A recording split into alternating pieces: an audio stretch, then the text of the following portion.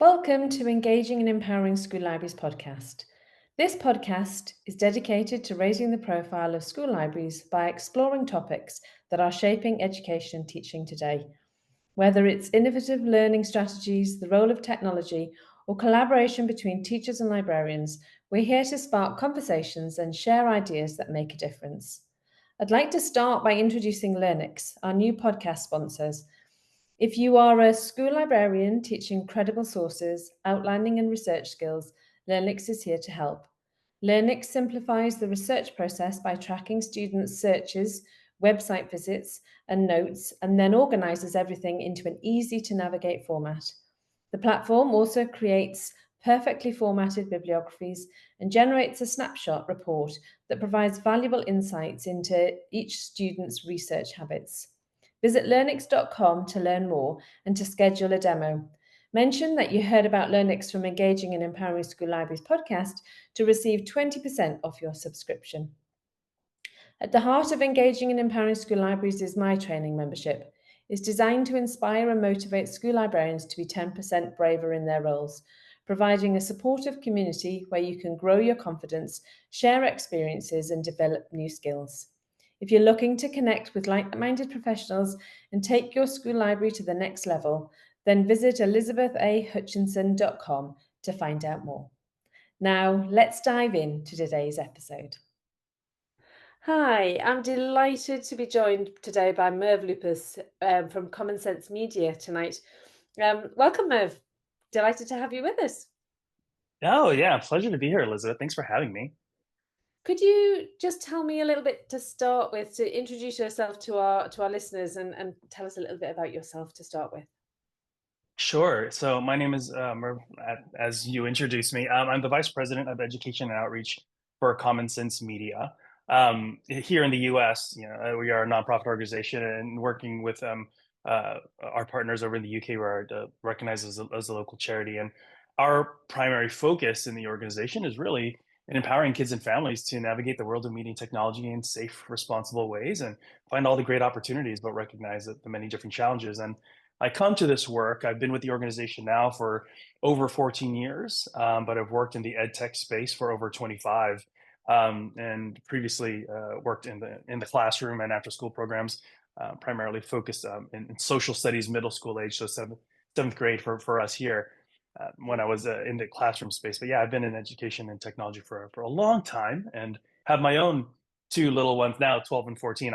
They're still my little ones, but they've literally grown up in this work alongside with me. So it's been a really great opportunity of seeing how my work can really impact the way that we work with kids and families. In schools, yeah. Um, so those who are like you've told us a little bit about Common Sense Media, but some of the people that are listening might not know much about it. Sure. I personally have come across it more since I left uh, being in practice where I was a school Mm. librarian. Um, so a lot of people that listen to this are school librarians. So can you give us a little bit of an overview about what it offers and why it's important for schools and school librarians in particular? Happy to, yeah. So as a charity and organization, our whole focus is really committed to providing uh, like unbiased and really research-based ways of being able to look at the impact of media and technology. And so under Common Sense Media, we have kind of three main pillars. Common Sense Media, which looks at providing kind of a review through child developmental standards, as well as learning standards and development standards broadly, to really look at like what kinds of media might be available for kids at certain age ranges. So that goes from books, TV shows, websites, applications, YouTube channels, all these different tools that are coming out there, AI resources, and really providing enough information so that consumers, stakeholders, families, caregivers can make the decision that's right for them in terms of Mm. how they want their kids to be exposed to certain types of media that's present or available to them in their lives. And especially for librarians, it's a great way of really looking at the literature that they provide, or even the technology and access to different resources that they provide in their spaces, providing ways for families to be able to look at how they might use these resources available to them and make, again, the right decision for them and for their child and the things that their child might be really interested or really looking to develop.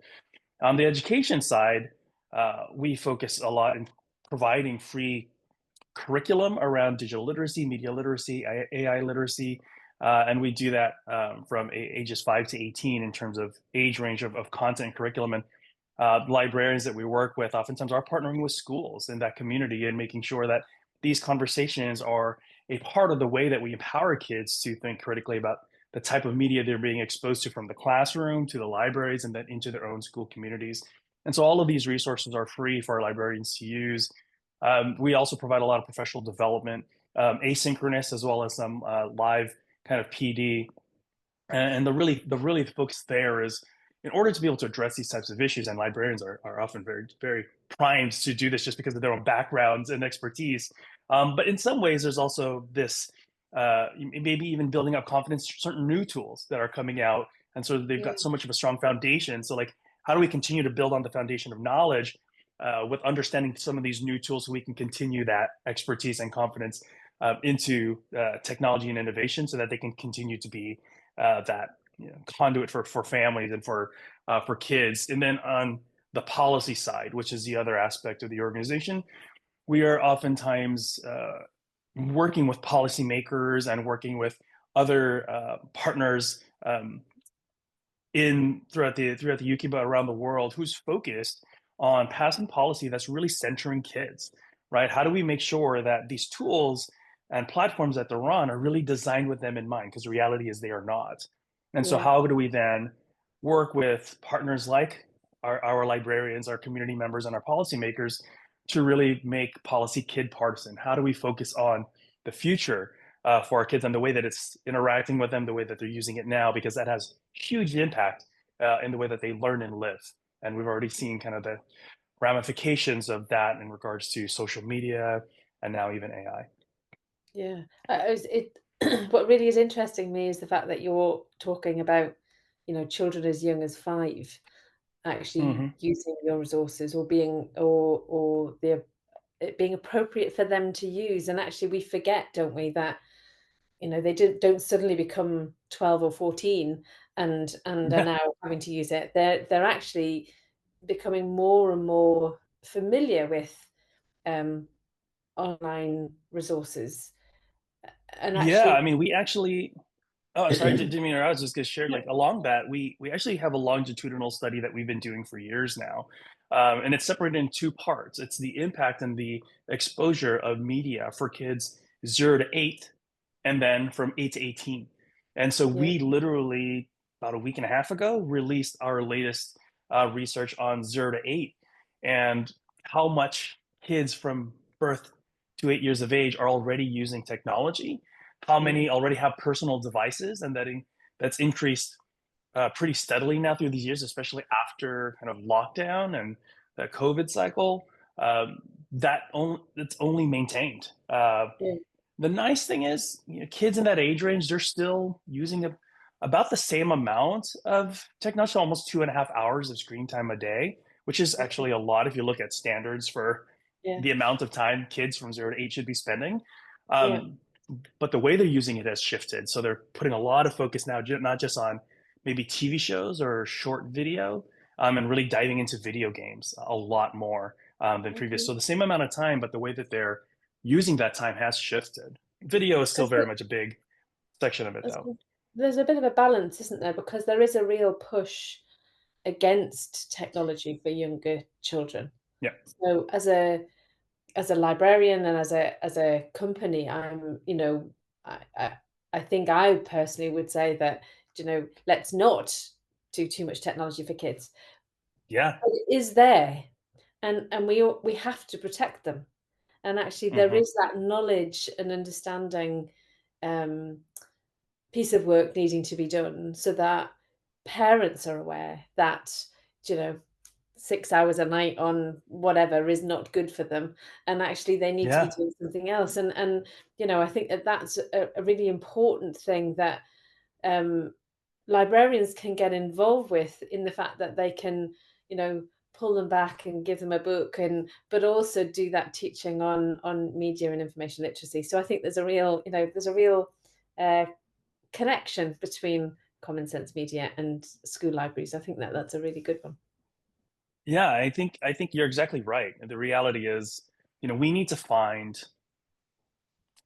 opportunities to connect areas of interest for our young developing minds, right? Yeah, And yeah, especially in libraries where you have almost any topic that a child might be interested in, and they might see it in a short YouTube video or a short interactive that's very engaging and hands-on, keeps them stimulated. But we know that once it's time to rest their brains and process everything at night, like how do you take that excitement for a topic and put it into a good book that just continues the topic along, but in a way that really allows for them to kind of process information, increase literacy and reading, and take the time to really kind of develop a story and understanding versus just it all being fed to them and coming to them really quickly. And absolutely. so Yeah, I think there's a huge opportunity being able to bring together um, the way that libraries have access to these other resources and the topic understanding for kids and families, um,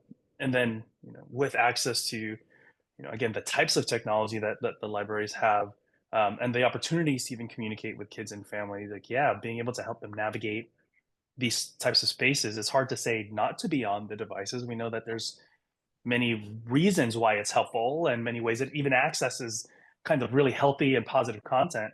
So, the time we spend on devices is not created equal.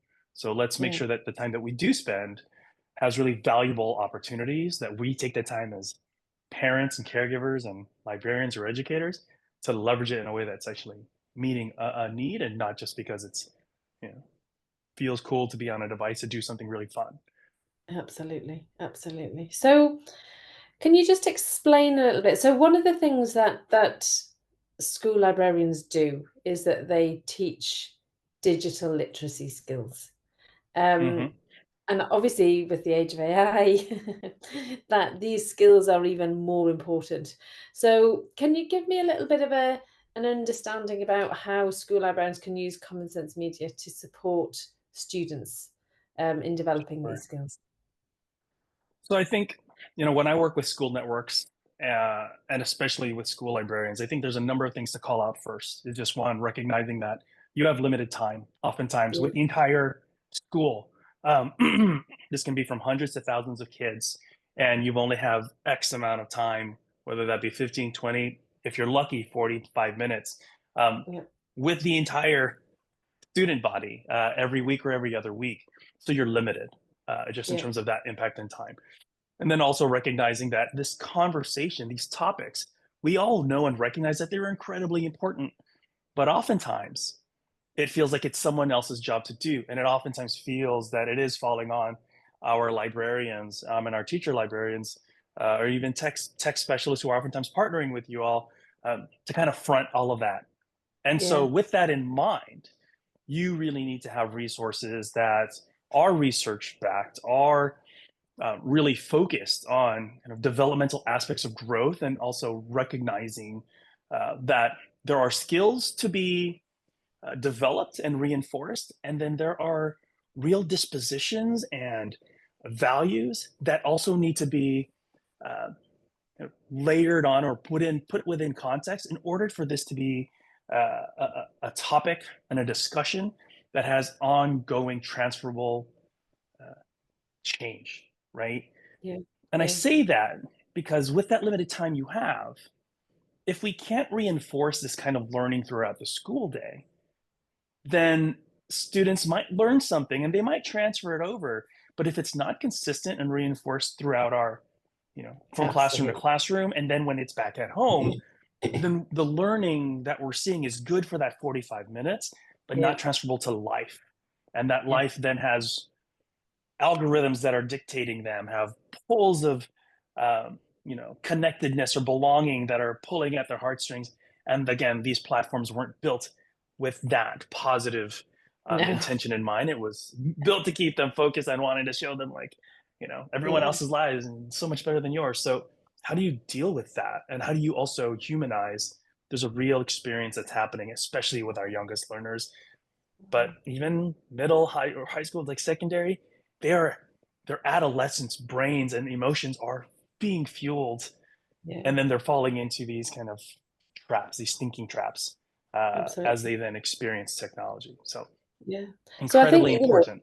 I think that that's really interesting in the fact that, you know, there has been a real push to encourage school librarians to try and teach within the curriculum. Slightly different over in the UK than it is from in the US. You Yeah. have teacher librarians, we don't. Um, Mm. but you know, some school librarians are lucky if they get 20 minutes with all the Yeah. students. Um, Yeah. but that change in the fact that actually they're teaching, some kind of research skill within the classroom, and the librarian can then join that classroom, and then, it means that it's actually part of something rather than just a tick box exercise and the skill we've learned. That makes no sense, isn't it? It's that bringing It it all doesn't make together. sense.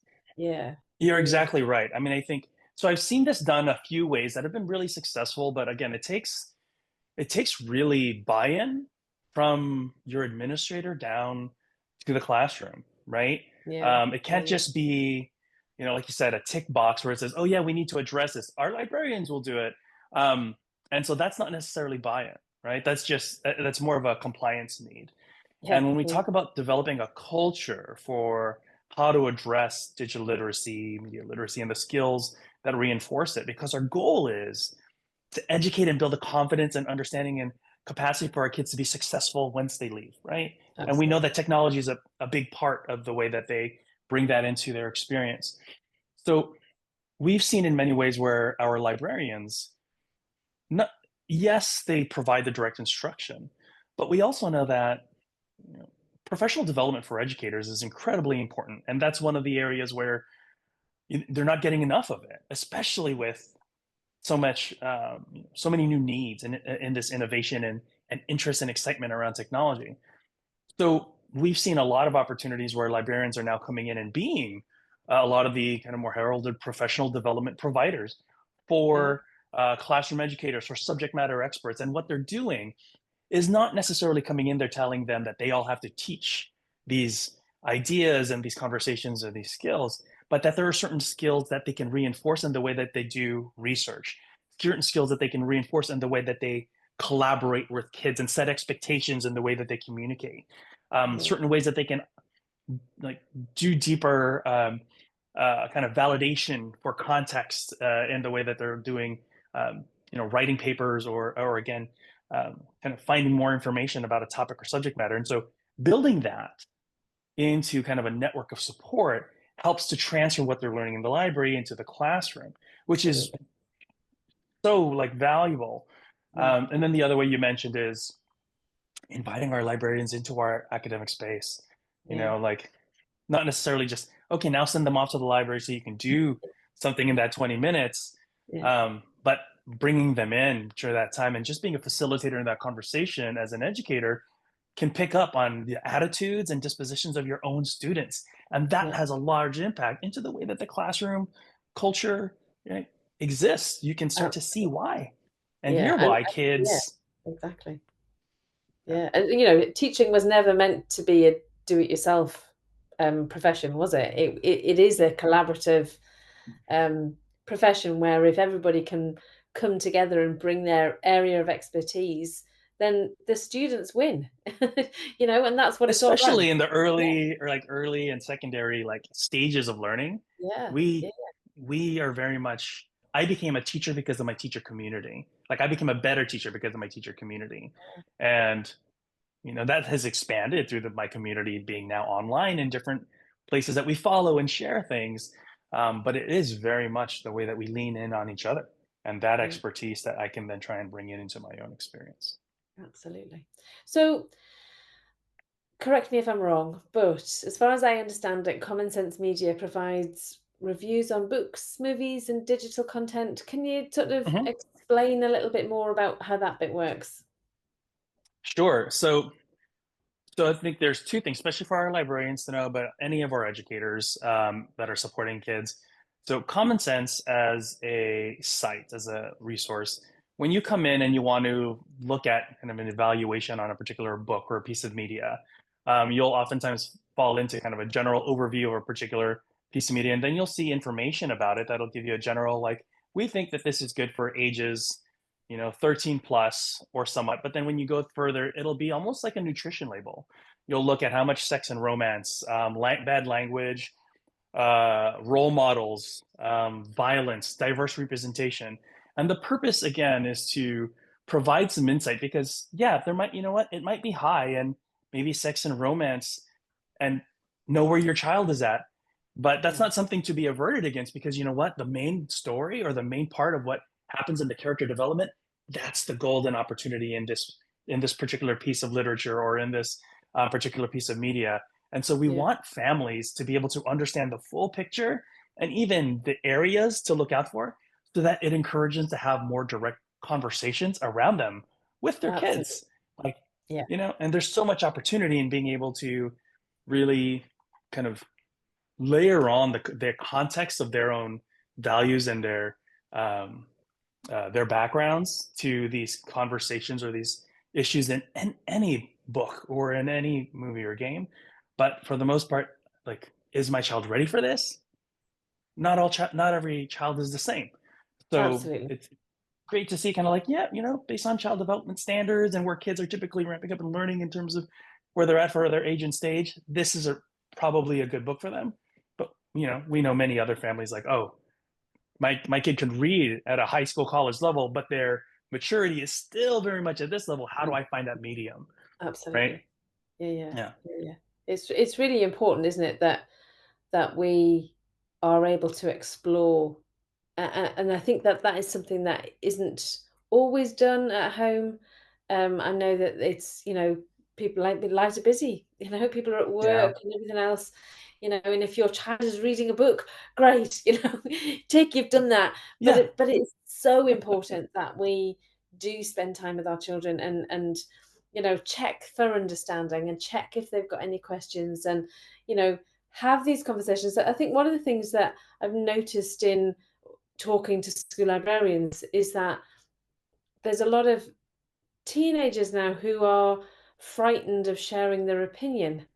And it's Hmm. because, we're going back to that, they're fed so much information that actually, it's scary, isn't it? Saying this is what I think. And actually we need to be encouraging that more because even if it's a different understanding from the person sitting next to you doesn't mean to say that it's wrong, and we are learning from each other.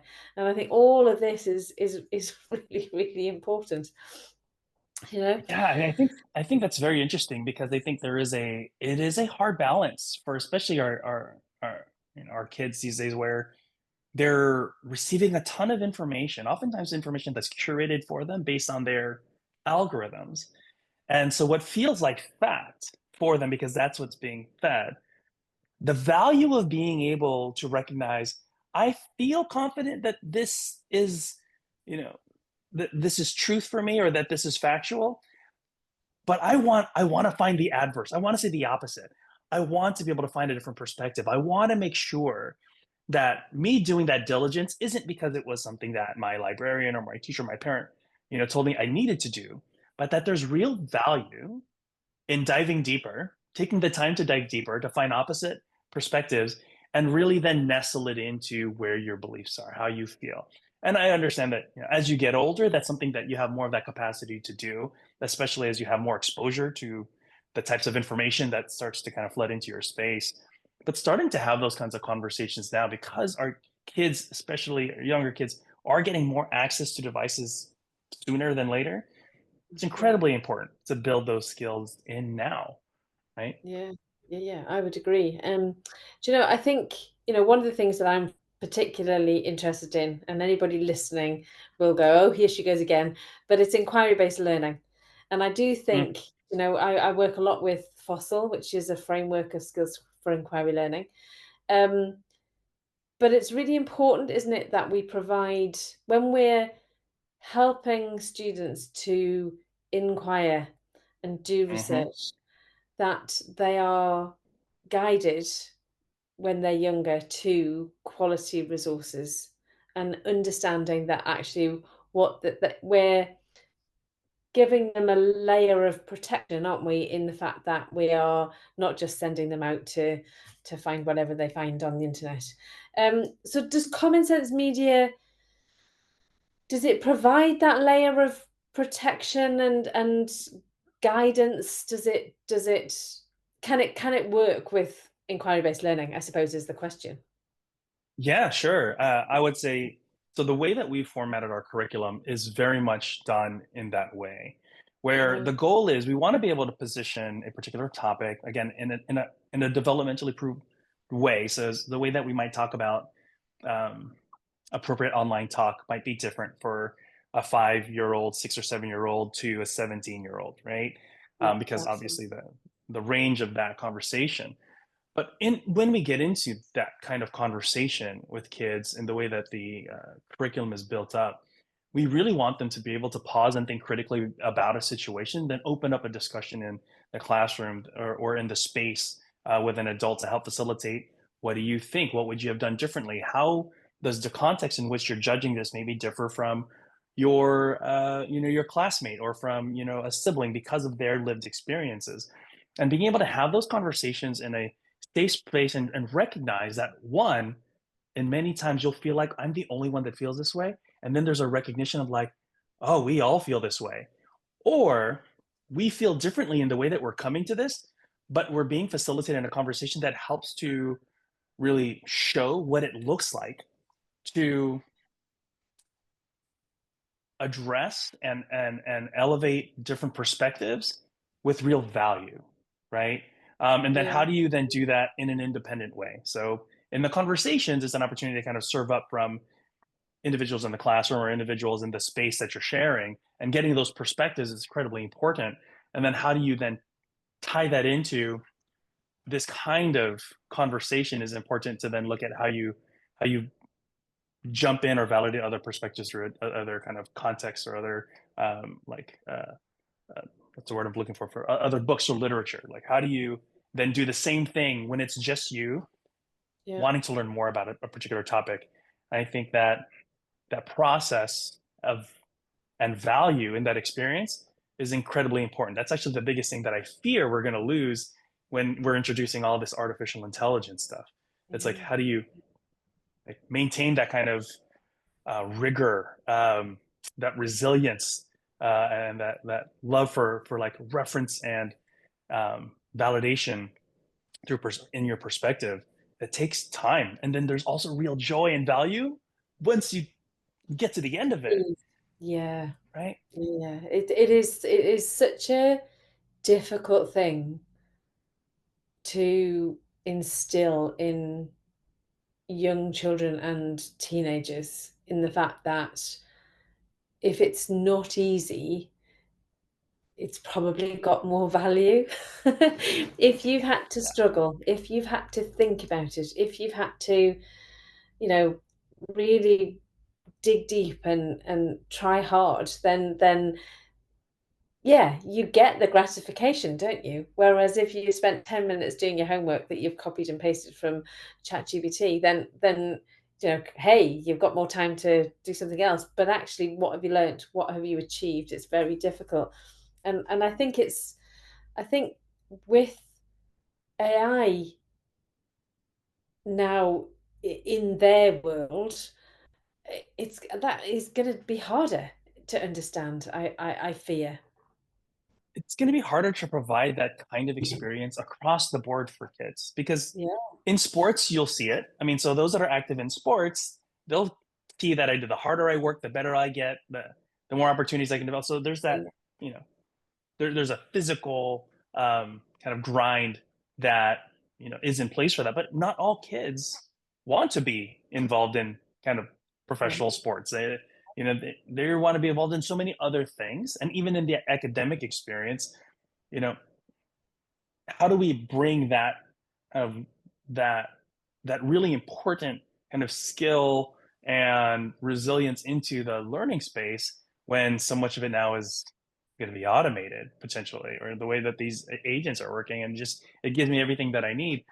So it does put us in a place where we have to start really looking at if these tools are going to be introduced into the classroom in any space. And the reality is, in really young ages, I don't think it should be introduced at all. Yeah. For educators, maybe Yeah. educators, they've done the work, so they Yeah. can Yeah. use this as a tool to really get, Absolutely. That's really, the really difference. great, innovative new perspectives for curriculum or resources for their kids. Sure. Um, but we should be really thoughtful about how we introduce these things and if we introduce these things at all. But we also can't pretend like it doesn't exist. I mean, we are No. also seeing that kids are experimenting and playing and jumping in on these tools, um, at a huge percent that parents don't even realize. Like they don't even realize that their kids are, have already experimented or tried these tools, and are Yeah. probably leaps and bounds ahead of them. So Yeah. we have to Yeah. face that reality. So there is a bit of work to be done for our parents, isn't there? In the fact Yeah. that like if I take myself back, my children are a lot older than yours, but my children went through education when the internet suddenly arrived, Hmm. and there was a big push for children to come home and click. I remember, my teacher said I could just come home and click. And being Hmm. the librarian, I was the one who made them open up the encyclopedia. Um, but then we sort of moved on and we got to social media. And actually there is, when your children are, well, at your children's age, 12, 14, there's a real peer pressure, isn't there, to be There is. part of something that's slightly moved away from parents. So when Facebook first came in, my kids were saying, "Oh, please, I want to be on it." So my initial reaction was, "No way, not going to happen." And then I thought, actually, it's an opportunity for me to learn. So we did it safely. They were allowed on, but they had to be friends with me. And Hmm. I learned, and in some ways, I learned and moved past my fear and my understanding of it. But my understanding of it made me able to protect my children more. And I Yeah. think it's almost been lost a little bit, and but I think that from what I'm reading and hearing, I think that that's being pulled back a bit now. There's a big push, isn't there, to say no, no, um, phones till they're in secondary Hmm. school, and I Yeah. completely agree because actually our children are developing and learning and, you know, need to find their curiosity, don't they? They need to be inspired to want to know more. Um, but it is a learning, children are growing up with it, whereas the parents haven't. So Hmm. there's a real skills gap, isn't there, to be managed? Do you know? How do you Yeah. do that? Yeah. Big Yeah. questions. There is a big gap. I mean, so I think there's some things that we should couch in and recognize that adolescence and development hasn't changed per se. Mhm. Um, you know, kids are going to be developing. There's a need to want to be independent. There is the pull to feel connected and not feel like they're being left out. There Mhm. is the reality that friendships start to become more than friendships, and the way that you start to look at individuals that you might have feelings for, and that does shift from friendship to romantic friendship. Those things Yeah, are all natural. They all happen roughly around the same time, but our exposure to things that then help inform the context and what those things mean are all flooding in through social yeah, media, through the media that we see, even in literature in some ways, because we've shaped it to be a snapshot, again, through the context of the authors, through their lived experience or through the experiences we're living through now. And so yeah, recognizing all of those realities, that's what's then feeding our kids. And now they've got this almost 24-hour feeling of that experience. Yeah, it makes it much harder. And something that we always say, well, when I was a kid, I was like, yeah, it was different. We weren't as connected to that stuff. We found like our relationships were literally conversations after school that we had, walking through shopping malls with our friends, getting lost out in the fields until the lights turned on. And then it's like, I gotta go. We gotta make it for dinner, or else I'm in trouble, right? Different yeah, experience. yeah, So that's natural, though. That pull of wanting to be connected is natural, yeah, and less we're allowing those types of experiences with our kids for safety reasons, for a number of different reasons. So they're gonna be where their friends are. They want to, they need to. That's ingrained. And so recognizing that, we then need to then find, how do we find those safe places in platforms that have also so many problematic designs and that experience that they're on. And it's like, for my own kids, they don't have traditional social media in that sense. They do text their friends, but they don't have the Instagrams, the TikToks, the Snapchats. They don't have any of them. They have Pinterest to help them kind of curate things that they're interested in. And then if there is something that's running around on the social, conversations for their kids, we just talk about it. But I think Yeah. part of it is being, and you mentioned this, like, because there's almost a disconnect for the parents, the only thing that we see oftentimes or that we hear about are the really heightened pieces of media that kind of put us into protection mode, like all the fear-based stuff. So Yeah. when our children talk to us about something, we automatically go to the most extreme of, oh no, we can't do that. And then when they see that, they're like, all right, something happened. I'm not going to go to dad about it because he's just going to freak out again. So being having an honest interest in wanting to learn about the situation and being able to address the situations consistently, not just when there's problems, but when there's interest, insight, lack of understanding, and just having it a common conversation in your household is, it dramatically shifts the experience for a child, right? Yeah. Otherwise, it's always met with some kind of negative connotation. And so they're going to go somewhere else for that information. They're not going to go to you. They'll go to their peers. Yeah. And, for peers that are like always connected, who feel like they know everything, they might think I've got answers for you, but it's not necessarily the right one for them. So No. it's hard. And I mean, it sounds easier, saying it than putting it in practice. Yeah. But it's something that we need to take that time. We need to recognize, one, our own misuse of it. Oftentimes parents are spending more time on their devices and telling their kids to get off, but they're on it all day long. So how Yeah. are we role modeling it? How are Exactly. we ensuring that the conversations that we're having with our kids are like, because I'm really interested in why you use Discord, like, versus just chatting with your friends. I'd love to know more. But if you come to it with this gotcha, like, oh, I see what you're trying to do here, they're not gonna want to connect with you. No. Kids have a natural inclination of showing what you don't know. Like, I love that I know more than you than this. Let me show you how to do this. And they're happy to do that, but Yeah. not if you're doing it for ill intent, right? Yeah. That just kind of fractures the relationship a little bit. And so, where do you find that fine line as a parent of true intent of interest, um, versus kind of navigating the fear spaces? We need to prepare for those spaces with them. Yeah. But that preparation lands better when you're not only addressing fear-based spaces with them, you're addressing it as a full continuum, and regardless of positive or negative the experience you're coming to me with, I am always here, and you know that because we've done this already, right? And so Yeah. that's that reinforcement. That's it, it's so good. You know what you're saying is true because often you look at the headlines and the headlines are always negative, and that's to pull you in, isn't it? It's Yeah, like yeah, and often we don't even look at the headline. We don't look beyond the headline. That's it. We're just sure it's horrible. So it's a real skill, isn't it? That if you can encourage your children to talk to you about something that they've read or seen, and yeah, rather than going, "Oh, no, you should be doing that."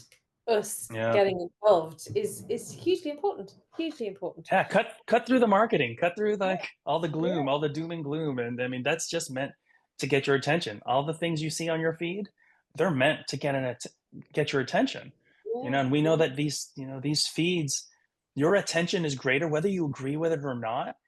When you run into something that makes you feel uneasy, mm, people spend time with things that make them happy, and that's great. But you almost have no choice in the way that you feel pulled into something that you don't agree with, or something that almost makes you uncomfortable.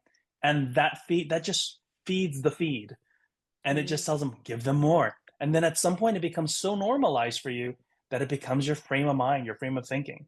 And not to say that that happens for every child, but for those that are most susceptible to that kind of experience and they don't have a reinforcement of a parent or a friend or a community who can help them recognize, oh yeah, it's a different perspective, and it's a perspective that doesn't really run parallel with your values, but know that it exists so you can be prepared for it, but go in the direction that we know is right for us. Like if you don't have that in place, it's very easy to follow that tide, right? Exactly, exactly.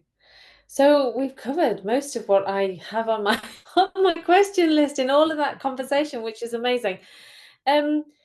We've talked about practical strategies just there, which reinforce the goods and think about how you're having conversations with kids.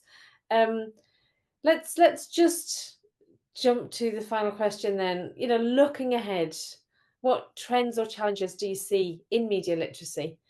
And how can school librarians stay ahead in supporting students to be thoughtful, responsible digital citizens? Bit of Yeah, a mouthful. yeah, it is a mouthful. I think we continue to be at a place where, especially as we think about the education landscape, where academic integrity is typically kind of like the biggest question when we think about the new innovations like generative AI. Absolutely. I think the reality is, I think it's more of a, I mean, the amount of kids who want to go out there and cheat to try to get ahead, that percentage hasn't really changed even with the dawn of this new tool. And so to center that as the primary, thing, I think that's we have some work to do around that. What I'm most concerned about, or what I'm most like really focused on right now, is that these tools they've gone way beyond just kind of a general query of information for academic integrity's sake. They're developing into these agents that are meant to do all the things for you in the ways that you want them. And as a consumer and as an adult doing this work, it's a really great support assistant. But as an Yeah. as a student, a learner who's still really trying to build up that value for inquiry and resilience and research, like that can be harmful. And so, how do we make sure that we can build up these types of skills? And then I think the other thing is, like we mentioned earlier, relationships are core to the development of our kids. And in many ways, kids feel far more separated than they do connected, even though they're on social platforms. They, you know, they find community spaces that work for them, and others feel disconnected from their peers because they don't have the same lives they have, or they feel like they're not measuring up to the way they need to look. And that's just yielded some of the big conversations around youth mental health and its connection to these devices, that we were kind of talking to about. Just some of these policies like no cell phones in the classroom are hearkened because of those real fears. But I think that next step now around these chatbots and kids, and even adults turning to AI chatbots because they feel like real relationships that are informed by me, for me, Yeah. to me. And if I think there's a real interesting pull around how these bots could be really helpful for folks in different contexts. But when they go too far and become the primary, almost relationship, especially Yeah. romantic relationship experience for young kids that are developing how to Yeah. have relationships with real people, that's insanely problematic. It is. So Yeah. there are things that we can be doing now to prepare them for these kind of experiences and these conversations, and everything we talked about today around laying that foundation, Yeah. getting them to understand how these things work, getting them to identify real value in the way they communicate and connect with each other, building that in a family context where it's like, what really are our kids looking for when they're engaging with these products and these programs, and how do we help guide them through it in a way that's really, again, an honest uh, opportunity to connect with your child. um, it's incredibly important that we take that time and recognize, yeah, I'm a busy person too. But if I can pause, if I tell my kids, I use this term all the time when I come home, I'm like, pause for people, they know I'm home. They put everything down and they'll at least, Dad, you need any help? Dad, is there anything I could do? No, girls, you're good. Go ahead, go back. Because even for me, I have hard days. And it's so easy to take it out on my kids if I'm like trying to stress out to go through something. But even if I don't pause for people in my life, my kids, then it makes them feel like they're secondary to everything else. And yeah, great, big, important. I got all these things to do. But we can't, as parents, let our kids feel like it's more important than them ever. So we need to Absolutely. make sure we always take that time. Absolutely. I'm going to stop us there. I want to say thank you so much for all your time this evening. Um, any tools that we've talked about tonight, we will put them in the show notes below. So hopefully, Merv, if you've got links to the research I think you were talking about earlier, hopefully we can add them to the show notes. Sure. As always, if you'd like to comment on anything you've heard today, we'd love to hear your thoughts. Don't forget to subscribe to my podcast so you don't miss out on future discussions. Thank you very much for listening. Such a pleasure.